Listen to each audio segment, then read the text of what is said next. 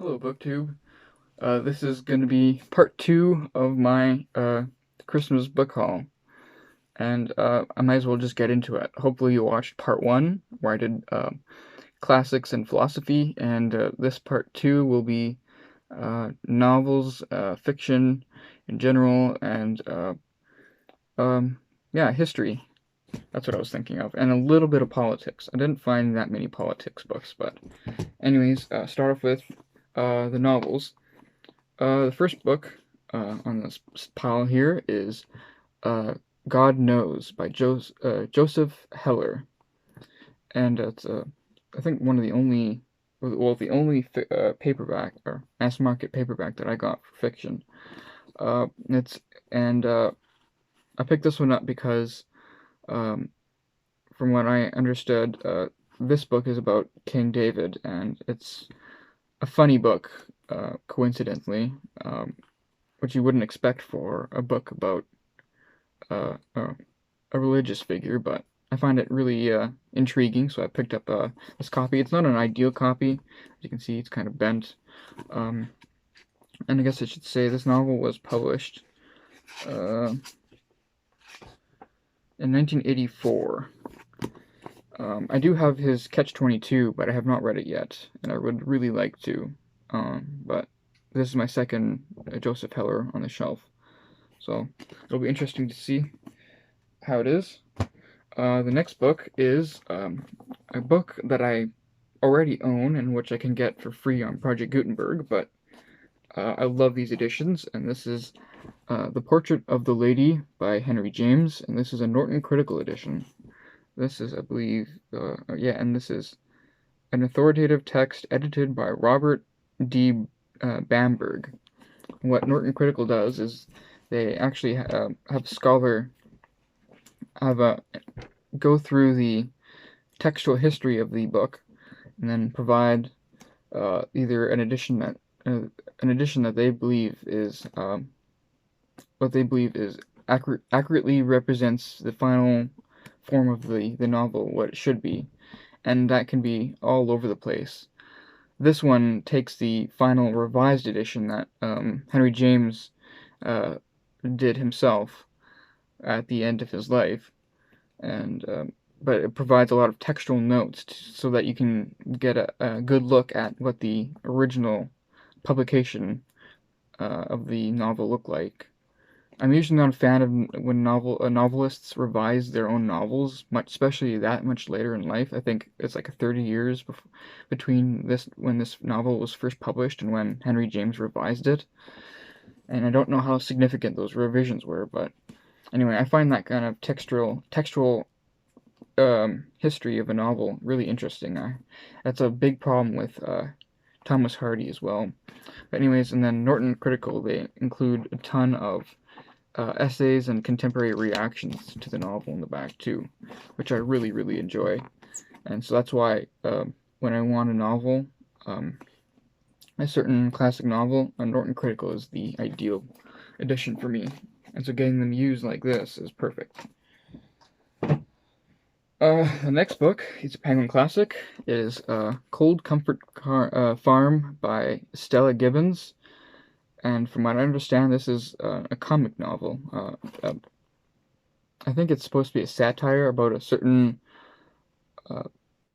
It's a parody of rural melodramas, and it's called one of the best loved comic novels of all time. I have heard of this a bit, and I don't read a lot of funny novels, and I usually read a lot of darker, more somber books. So having especially a nice short comic novel would be a nice change of tune for me in my reading, and it's part of the Penguin Classic line, so obviously it's not just your average funny novel. It's actually influential and a classic if Penguin Classic is willing to publish it. But yeah, this is published in 1932. The original book was. That's when it was published. This book, this book points to a rather interesting theme that I did not actually expect, but it's well, anyway, the book is Possession by A.S. Byatt, and the theme is Booker Prize. I bought at least, I think, 3 novels that won the Booker Prize, and that was incidental. I don't pay attention really to book prizes all that much. I don't really take them seriously. There's usually so much more going behind the scenes than actually having to do with assessing the novel as a piece of literature.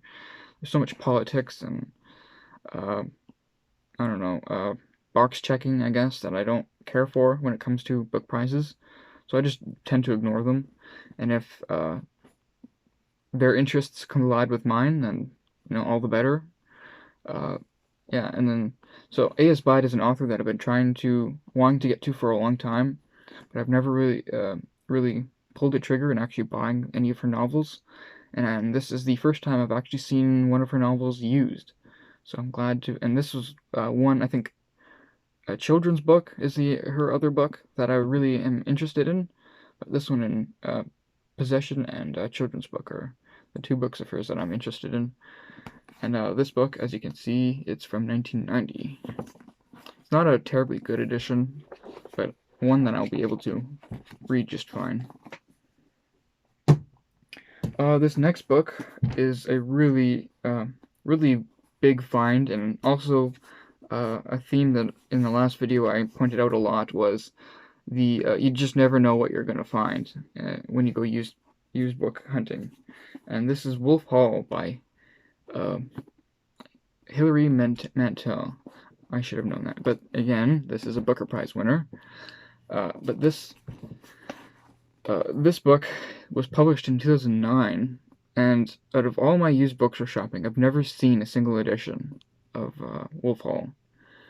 And it's a book that's been on my radar for at least a year now, and I've thought about buying it on its own, just a brand new copy, shelling out the $20 to $25 that it'll cost, and just buying it a new copy. But I decided to wait it out, and it paid off because I finally found a copy used. But the interesting thing is, I found 3 copies. There was at least 2 other copies that I saw. They were different than this one. They were not chunkier, and they had the deckled edges and stuff. But this one was in much better shape, and it's a lot more attractive of a book, I find. But yeah, I haven't seen any Hilary Mantel until now, and then when I go shopping, I find 3 of her books at the same time. There are 3 copies of Wolf Hall at the same time. So yeah, there's Wolf Hall. And this next book, it is another book that's been on my list for quite a while, but again, I've never went out of my way to actually buy it. But now I don't have to because I found basically a brand new copy. This is Marilynne Robinson's Housekeeping. This is her standalone novel that she published in the 80s, I believe, and it was a finalist for the Booker Prize. Not a Booker, the Pulitzer Prize. Yeah, American. She was an American author, or she is an American author. And then what I found interesting about her is that she published this novel in the 80s and didn't publish anything until 2004 when she published Gilead, and then she won the Pulitzer Prize. But yeah, this is a really short novel, but it's a really striking theme, or striking storyline. And Marilynne Robinson is considered one of the best contemporary authors of the day, so I really want to read some of her stuff. This is probably the 5th book of hers that I own, and I still have not read any of her books just yet. Though I'm eager to read Gilead. I'll probably read that one hopefully this year, but we'll see. Next book will also show the unintentional theme. This is The Line of Beauty by Alan Hollingsworth. Hollinghurst. And you see, it's another Booker Prize winner. This one is 2004. So we had 1990, 2004 for this one, and then we have 2009 for Wolf Hall.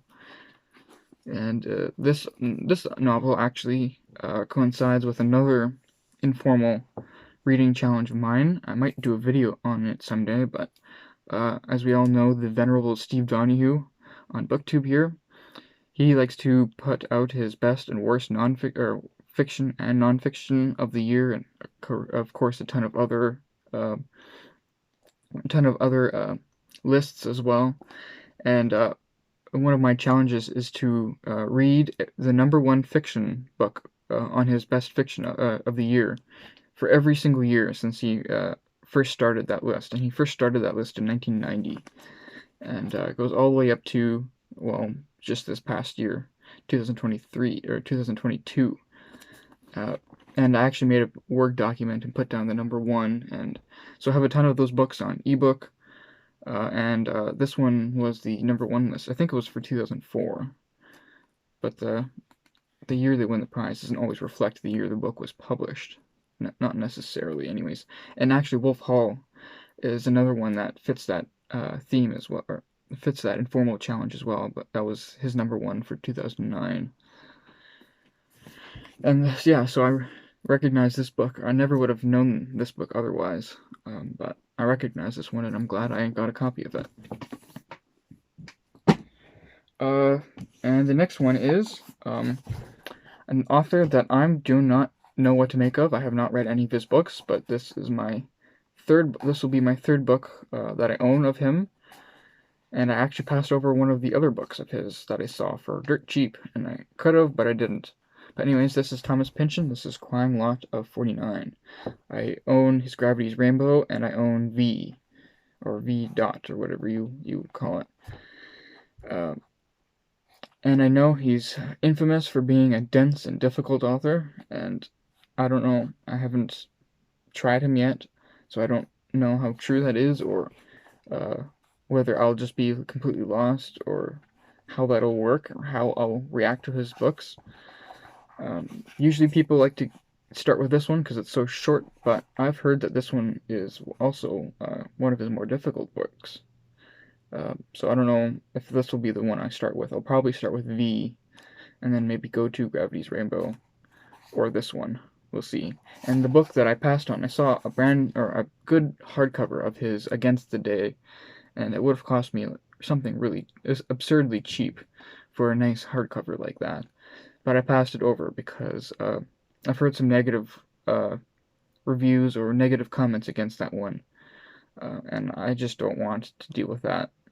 And besides, it's a difficult author, and a 1,000-page novel like that is not something I'm terribly interested in. I'd rather read his Mason and Dixon than I read his his Against the Day. But I picked this one up because this one interests me, and at least it's somewhat short. This next book was a really, really good find. I love these editions, even though I only have 2 previously. This will be my third. This is a Library of America hardcover of the collected novels, or complete novels, of Jerry Cheever? John Cheever. Yeah, Cheever. I mostly know him as a prominent short story writer, but apparently he's written quite a few novels as well, though they all fit into this one volume. Yeah, this includes the Wapshot Chronicle, the Wapshot Scandal, Bullet Park, Falconer, and Oh, What a Paradise It Seems. So just a collection of novels. I love Library of America volumes. They have beautiful look to them without their dust jacket, and their dust jackets are quite nice as well, but I haven't read any of his works at all, and I don't have any of these novels individually, but for really cheap, I thought, why not give it a shot, and I just love these editions. Even buying this just because of the edition, I think is well worth it. But yeah, that's Cheever. Those editions, I believe, are, at least for Canada, they're around $50 a piece, and getting one that's a really good really good, really good shape, and for cheap is just, it's perfect, perfect combination. Anyways, this next edition is a fascinating book, one that I'm very glad to find, and it's Winter's Tale by Mark Helprin. This is a big fat book, over 700 pages, and I believe it's is this a historical novel? Something like that. But I've heard of the premise of this book a lot, and I've heard this book praised on BookTube a few times. I've never actually seen the movie. I don't really watch a ton of movies, but the book premise of the book sounds really promising, and I really enjoy chunksters, so this doesn't daunt me in the least. So I'm very happy to get a really good edition, a good sturdy edition. And the last book for the novels, this is another book that has been on my list for a while, but I thought that I would be better off trying to find it used because it's a huge bestseller, at least it used to be. This is The Mists of Avalon. Avalon by Marion Zimmer Bradley. And this is a King Arthur pastiche or King Arthur retelling, but it's a really big novel, actually. And it's a very attractive story because it's told from the perspective of the women in the King Arthur legends. And it was a big bestseller back when it was first published in, I think, the 80s.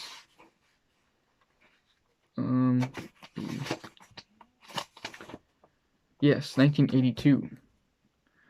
And I love everything King Arthur, like I said before, so I pick up anything that I find of King Arthur interests, and this is one of them. I will pause the video here and get my history books. Hello, BookTube, I'm back. Now I got my history books all on the shelf here, and this was, I think, by far the most fruitful, well, that and classics, but the most fruitful finds. And like I keep saying, you just never know what you're going to find, and I found a lot of books that are right in my interest. And we'll start off right away with this little paperback. This is The Middle Ages, A Very Short Introduction, and this is by Murray Rubin. And this is my first ever of these, a very short introduction to the Very Short Introduction series by Oxford University Press. They publish a ton of books, like, on all sorts of subjects. They actually have like a four-page inset of all the editions that they have in this series already. And this is one of the few that really strike my interest. This is The Middle Ages, and it's exactly that. It discusses what the Middle Ages is. Usually for these editions, or for this series, the book has to be under 150 pages at least, I think. Maybe it could be under 200 pages, but... And so this one isn't very long. I think this one is 125 pages. And that's basically much more, and it's written by a scholar in the field as well. So they're good, more in depth than a Wikipedia article, but they're more to take one of your interests and give you a good introduction and a good bibliography or further reading to pursue in that interest. So there's a lot of books that he has, or she, I don't know who that is. Her, okay, she. So it's a lot of recommendations that she has in here to help you pursue the topic further, and that's exactly why I want a book like this. Good introduction and everything that you want in a good introduction. Anyways, this is Life in a Medieval City. This is by Francis Guise and Joseph Guise, or Gies. This is one of the books in a series that they did. It's kind of a series. It's A Life in a Medieval Blank. So this one is City. Life in a Medieval City, and then there's also Life in a Medieval Village and Life in a Medieval Castle. And this is the only one that I have in that series, and it's, I think it's a husband and a wife team that wrote this, and they wrote these in, I think, the 80s. This one is published in, oh no, even further back than that. This is 1969. And I know Frances guys, she wrote a book on the medieval knight as well. And that's the only book of theirs that I have on the shelf. I bought that one brand new. And this one is about the city.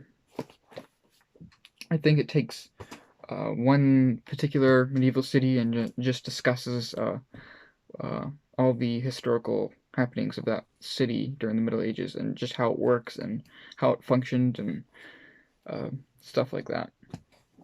This next book I didn't particularly interest me at first, but it was so cheap that I thought, why not? I could give it a try, and I don't have to finish it if I don't like it.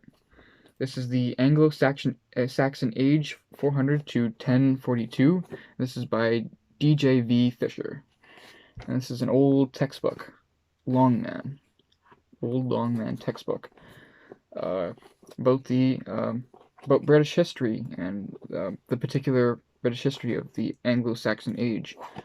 I don't know a whole lot. All I know from this about the Anglo-Saxon Age is what I got from reading Sir Walter Scott's Ivanhoe last summer, and you got the Saxon tension with the Normans a lot in that novel. And this is essentially medieval history, which is the only reason why I picked it up. But I love textbooks, as you will see with the next one. The next one is just a wonderful find, I think. And this is Medieval Europe and the World. And the subtitle is From Late Antiquity to Modernity, 400 to 1500, which is the typical age of what people consider the Middle Ages. And this is by Robin W. Winks and Teofilo F. Ruiz. I believe the book was initially Robin W. Winks, but then this other person, I don't know how to pronounce their name, I tried, Ruiz, they edited a new edition. And so that's what this is. This is by Oxford University Press. It's a textbook, medieval textbook, and I sampled a little bit of the introduction by Robin Winks, and if the rest of the book is like that introduction, then this will be a fantastic read. Short as it is. And continuing the vein of medieval history, I got another book, which is an interesting find, and not a subject that you see discussed in book length, even though this is really short. But this is John Wycliffe and Reform by John Stacey. You see, it's got a dust jacket, one of those shiny dust jacket library things, and this used to be part of a library because someone tore off the library sticker. But this is a book-length look at John Wycliffe, and I did in my British history class and also my introduction to Christianity class I took in university. John Wycliffe came up in both of those because he came about 100 years before the Reformation, and he is very infamous for espousing very Reformation-like ideas way before they were trendy and becoming part of mainstream controversy. And so this book discusses that, and I think it's part of a series because they list 3 other books that directly touch on the Reformation. They have one by Luther, a portrait of Calvin, and Zwingli, third man of the Reformation. So they have, looks like this is part of a series, and then this one just introduces John Wycliffe. And that counts as medieval history because 100 years before the Reformation is like the 1400s. And I believe that's when he was discussing his ideas. This next edition was a interesting find. And I don't think I would have bought this if it weren't for that subtitle. This is 7 Medieval Kings. And it's an old book, as you can tell. Kind of attractive, but the subtitle says, A Panoramic View of the Middle Ages Through the Lives of the Most Important and Colorful Monarchs. This is by Joseph Damas. And it's that subtitle that really caught my attention, because I didn't really care for just to look at 7 medieval kings if it was random, but he has a goal of looking at the Middle Ages through 7 medieval kings. And so he, I believe in his short introduction, he says that he chose them mostly in a chronology sequence to fit in a look at a full picture of the Middle Ages through these kings. And this was published in 1967. And the 7 kings that he chooses are Justinian, Harun al-Rashid, Charlemagne, Henry II, Frederick II, Louis IV, and Louis VI, or Louis VI, depending on how you pronounce that. The interesting thing here for me is that he doesn't touch Edward III, who's extremely important medieval English king, where his sons and the offspring of his sons would provide the controversy that would lead to the War of the Roses and the incoming of the Tudors, which I find, is really important in English history, and that all happened at the turn of the Middle Ages, starting with King Edward III. So I thought, why wouldn't he be in here? But he's not. We'll see if he explains that at all in the book. This next book is also a gem of a find. This isn't medieval history specifically, but it's also a period of history that I'm extremely interested in. We talked a lot about we talked a bit about the Reformation with the Wycliffe book, and this one talks about the Reformations on themselves. This is the European Reformations by Carter Lindbergh. And what I love is that this is a Blackwell book. Blackwell is a textbook publisher, and I love their books. I've had a few of them for some classes, and I've found a few on my own used book shopping, and here's another one. And they're just fantastic books. Fantastic works on their subject. And this one is on not just the Reformation, but many different Reformations during the same period.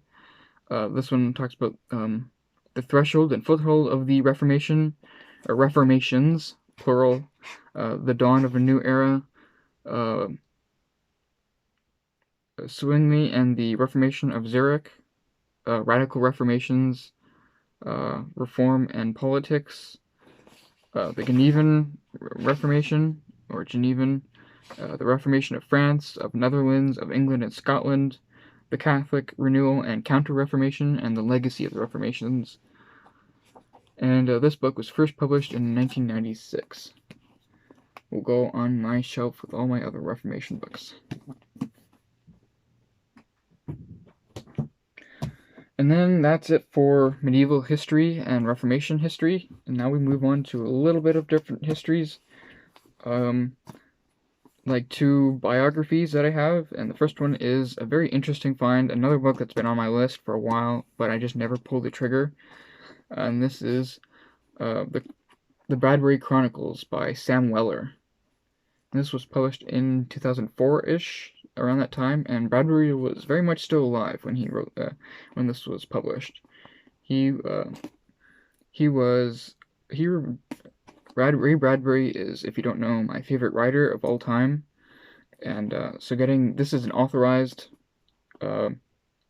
biography, written in full consent and with full access to a lot of Ray Bradbury's stuff, letters and whatnot, and it's a relatively short work, I think. Yeah, under just over 300 pages, but it's something that really interests me, because he's my favorite author, and I want to see how he deals with Ray Bradbury's life, with basically Ray Bradbury looking over his shoulder the entire time. I know there's a couple of more scholarly and expansive biographies that have since been published. by Jonathan Eller, I think is his name. He's basically a Ray Bradbury scholar, and he has a full 3-volume biography set of Ray Bradbury, and I think he abridged that down into 1 volume as well, if I'm not mistaken. But this one is a good start, I think, to Ray Bradbury's life. This next one is also another biography, and this one is an interesting one. I don't think I would have bought it if it weren't so cheap, but it's Alexander Solzhenitsyn, A Century in His Life by D.M. Thomas. This book was also written while Solzhenitsyn was still alive. I believe this was published in the 90s. Actually, I believe this was published in 98. Yes, 1998.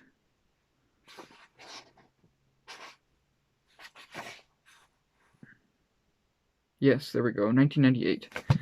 And he says that, and this is not an authorized biography. He didn't get any permission to interview Solzhenitsyn, and he didn't have special access to the archives of Solzhenitsyn or anything.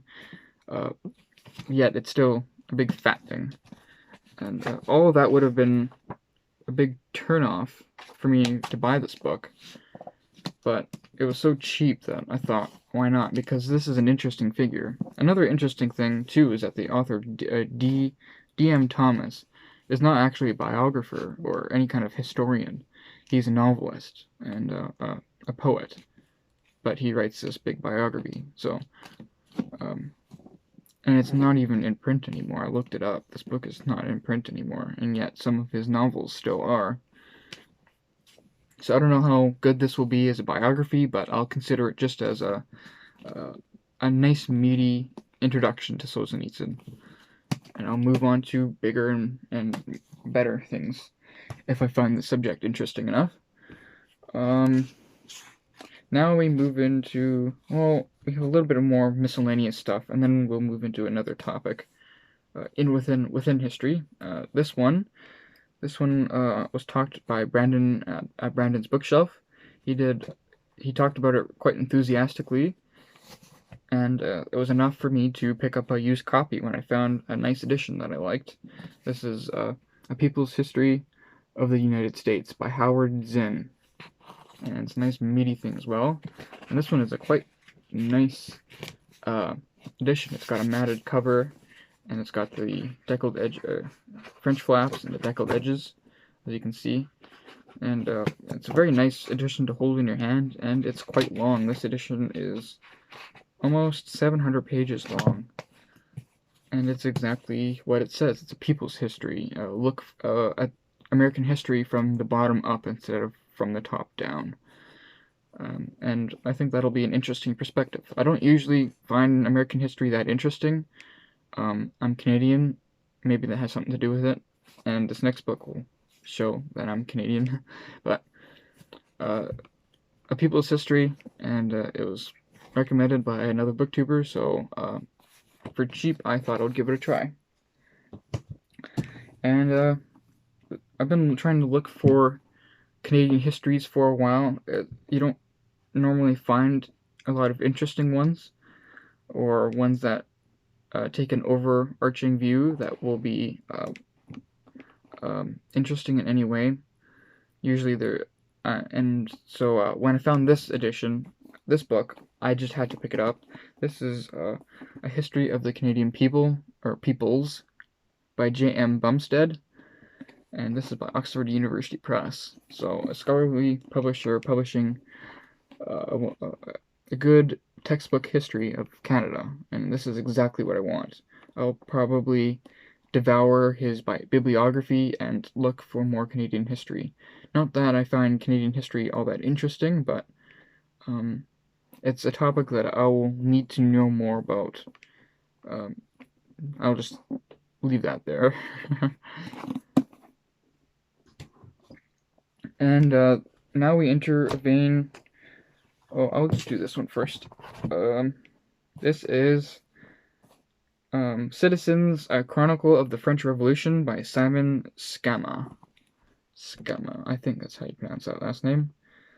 And it's a big, fat thing. Over, yeah, almost 800 pages. Over 800 pages, actually. And when I saw this on the shelf, I only saw the spine, and I didn't think it looked all that appealing, and so I just left it there. But when I was walking by again, I saw just how meaty it was, and I'm a sucker for big fat books. So I thought I thought the title was interesting. Citizens is it like a history of the citizen, or a history of the concept of the citizen, or something like that. But then when I saw the subtitle, A Chronicle of the French Revolution, I thought, what better way to have or what better book to have than one on the French Revolution?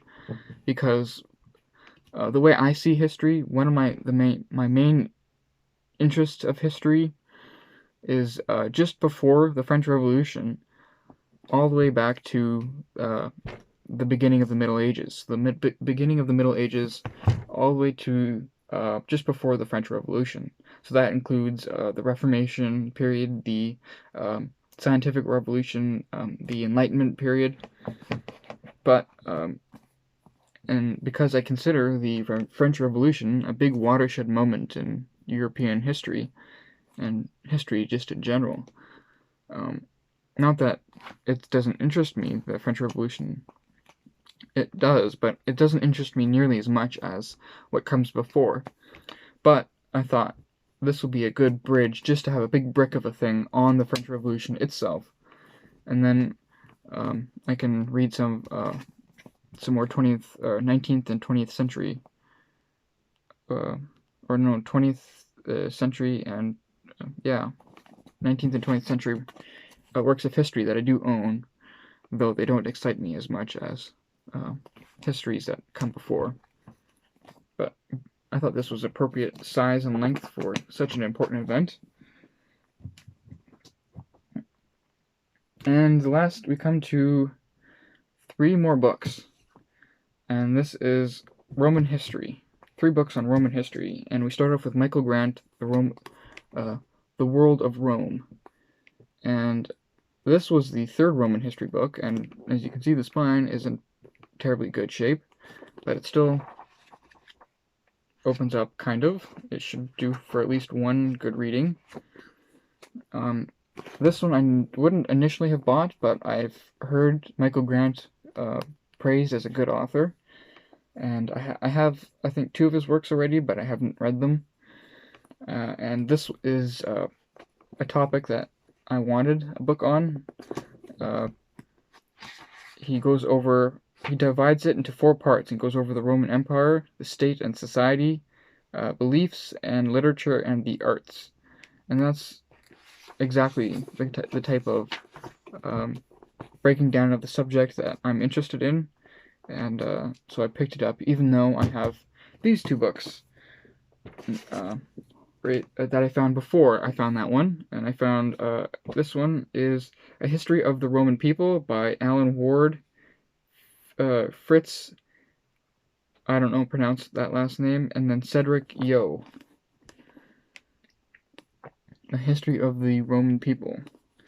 And this is another textbook, not by Oxford, this is by Prentice Hall, but it's still a textbook.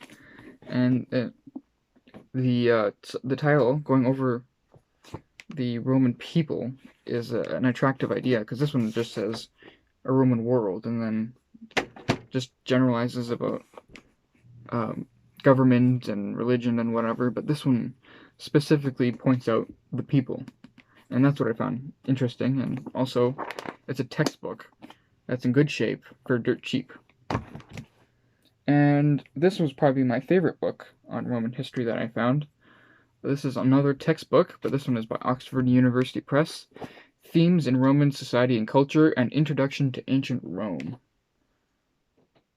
And this one is an edited volume, and it has 17 chapters on just many different aspects of Roman history, and has the scholar just write about that, whatever it's like, religion or literature. Let's see if I can find the table of contents. oh, there we go. Art and architecture, foreign relations, crime, law and order, entertainment, the Roman army, education, slavery. So this one does what this one does, but this one is an older book by one author, and this is a collection of essays by many different authors, going over relatively the same material, and I assume this one will do it in a lot more depth, because it's longer and has different perspectives, and this one is by one author, and it'll be interesting to compare these, especially to see how the scholarship has changed since this one was written to when this one was written. I have 3 more books. I know this is extremely long, and I'm droning on, and I'm boring, but I find this interesting, and I love talking about books, so it's good for me. The most disappointing thing about this book haul is how few were on politics. Usually I can find a lot of books on politics that really interest me, but not today. So we only have 3 of those. One of them, and the first one, is Democracy, Crisis and Renewal by Paul Ginsborg. It's a really nice, it's a slim book, but it's a nice, attractively made. I think it's a UK book, if I'm not mistaken. Yeah, this is a UK book, published in 2008. And he looks at democracy through 2 major thinkers of the 19th century, Marx and John Stuart Mill. And that's really all I know, other than this might be a bit polemical. But especially since the author himself is quite heavily involved in politics. The author himself. And the next book is another book that was on my list. I didn't realize how big it was. But this is No Logo, Taking Aim at the Brand Bullies by Naomi Klein. I always find this book looks very attractive. And the interesting thing is, they actually cancel out the publisher's logo. I don't know how the publisher ever allowed that. I've seen some of her other books, Naomi Klein's books, and she's very anti-capitalist. And I find the anti-capitalist position very interesting and in some ways attractive, but I'm not sure I'm quite convinced by it. And this one will just follow in that vein of anti-capitalist books. This book is published in 2000, so quite old already. But and the odd format, it's quite larger than your normal book. And that's because it includes pictures of a lot of pictures. Like that.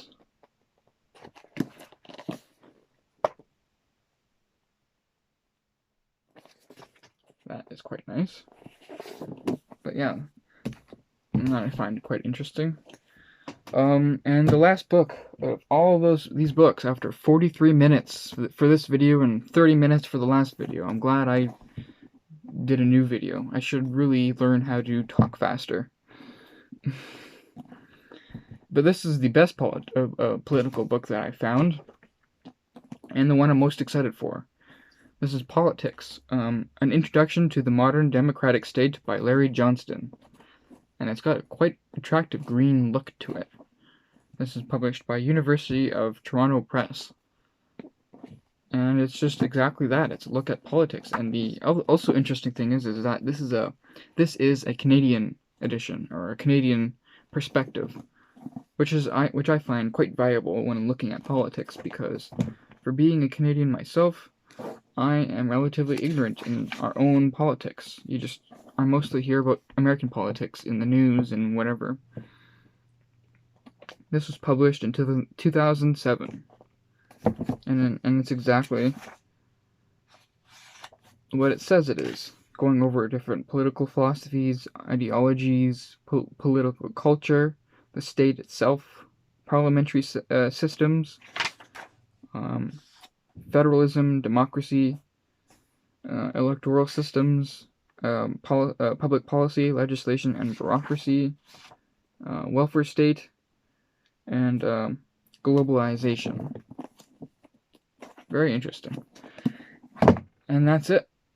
45 minutes later, and 2 videos and 45 minutes in this video, I finally finished my